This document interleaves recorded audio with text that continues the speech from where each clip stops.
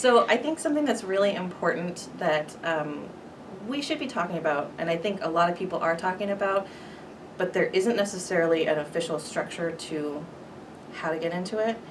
I remember that when I was here as a student, one of the topics that has stuck with me all these years was, why does diversity matter? And I'm intentionally not going to tell you my answer because everybody should have their own answer to that question, but you should be asking it.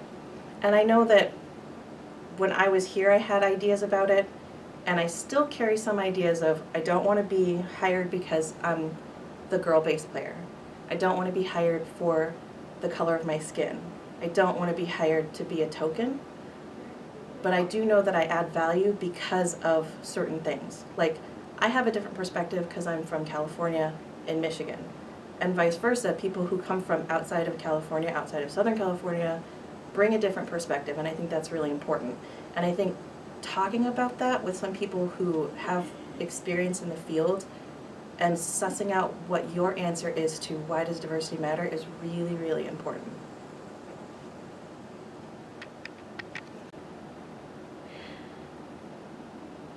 When you graduated, what motivated you then and what motivates you now? So when I graduated, the motivation was get a job. Get any job, any job that'll have you. It doesn't necessarily have to be a specialist job, although that was the goal.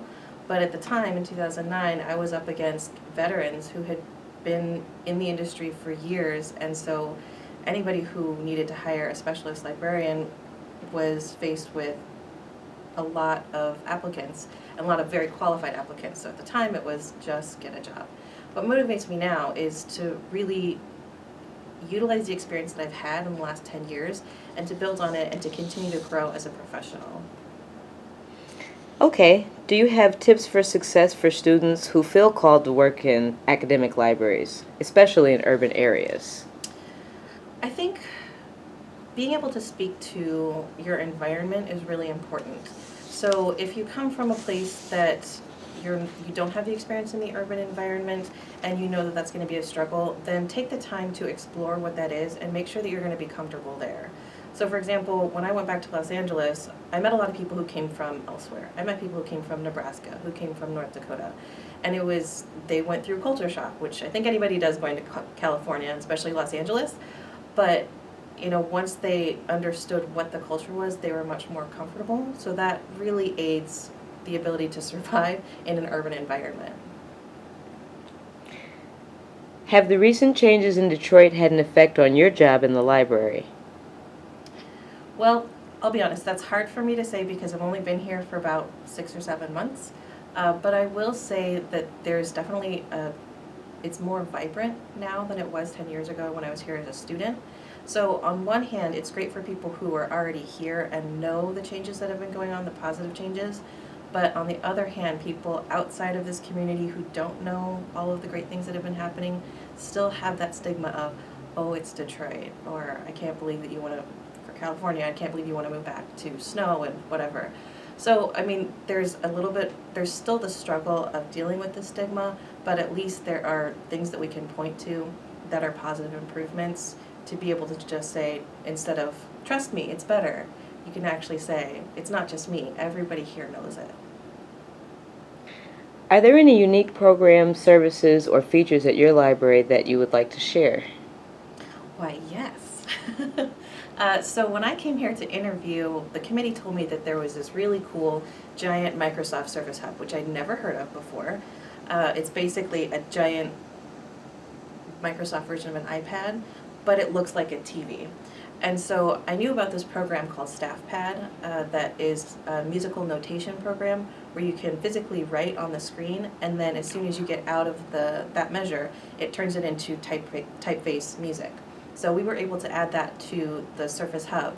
That's the first program that's been added to that piece of equipment since they got it, I think, over a year ago. So now we're actually trying to program for it, and we introduced it to the new music students just the last week, and so they seemed really excited. So we're hoping that we'll get a lot more traction on that. What's your favorite memory from your time as a student in the SIS program? Oh man, we had a good time. Our time was a little bit different. I say our time because we were part of a cohort. I believe we were 12, and our program was set.